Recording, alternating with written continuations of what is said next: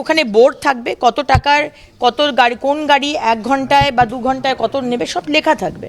আর প্রত্যেকটা থাকবে, প্রতিদিন আমাকে গিয়ে চাতাতে হচ্ছে এখানে কেন রেখেছিস, বা ফুটপাতে রাখবে না তোমরা গাড়ি। ফুটপাতে কেন রাখছেন আমি বুঝতে পারছি না, আপনারা কেন ফুটপাতে রাখবেন? পয়সা খরচা করে এতে রাখুন, পার্কিংয়ে রাখুন। যেদিকে পার্কিং আছে পুলিশকে জিজ্ঞেস করে সেদিকে রাখুন, কিন্তু ফুটপাতে আমি বলছি, আপনি যদি ফুটপাতে গাড়ি রাখেন, বাইক রাখেন, আমি কিন্তু গিয়ে কলকাতা পুলিশকে দিয়ে ফাইন করবো। বাস, কমার্শিয়াল ভেহিকল যেগুলো বাস, ওলা, উবের, এই ধরনের ট্যাক্সি রাস্তায় দাঁড়িয়ে রয়েছে, ফোন করলে ওরা তখন যাবে। তো রাস্তায় দাঁড়িয়ে থাকলে এইভাবে তো চলতে পারে না। তো এইগুলোর জন্য যদি পেনাল্টি হয়, আলাদা বেশি পেনাল্টি, বেশি টাকার জরিমানা। ডিজিটাল পার্কিং ব্যবস্থা নিয়ে যখন জোর চর্চা চলছে, ঠিক তখনই কলকাতা প্রাণকেন্দ্রের ছবিটা কিন্তু অন্যরকম। পুর নগরোন্নয়ন মন্ত্রী অগ্নিমিত্র পাল স্পষ্ট বার্তা দিয়ে জানিয়েছিলেন, কোনো কমার্শিয়াল বা বাণিজ্যিক সংস্থা থাকলে তাদের নিজস্ব গাড়ির পার্কিংয়ের ব্যবস্থা নিজেদেরকেই করতে হবে। সাধারণ মানুষের ব্যবহারের পথ বা ফুটপাত দখল করা যাবে না। মঙ্গলবার খোদ কলকাতাতে সিএনএর ক্যামেরা ধরা পড়ল তারই কিছু ছবি।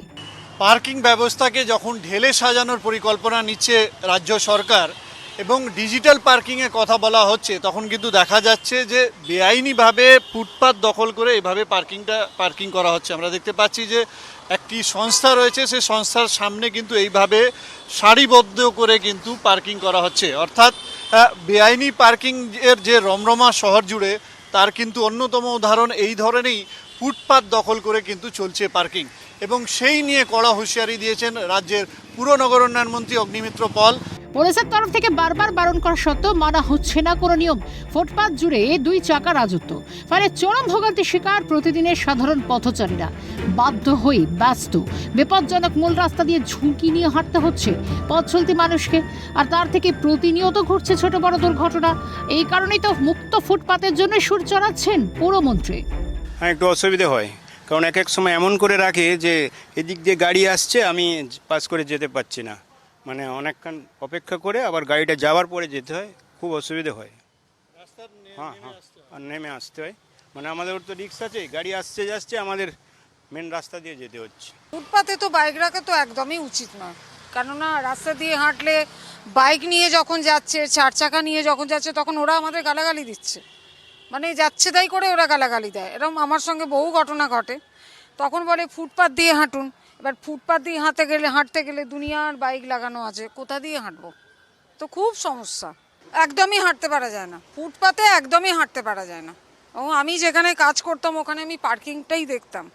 মনে করুন কোনো লোক যদি রেখে যেত ফুটপাতে গাড়ি, দাদা আপনি এখানে গাড়িটা কেন রেখেছেন?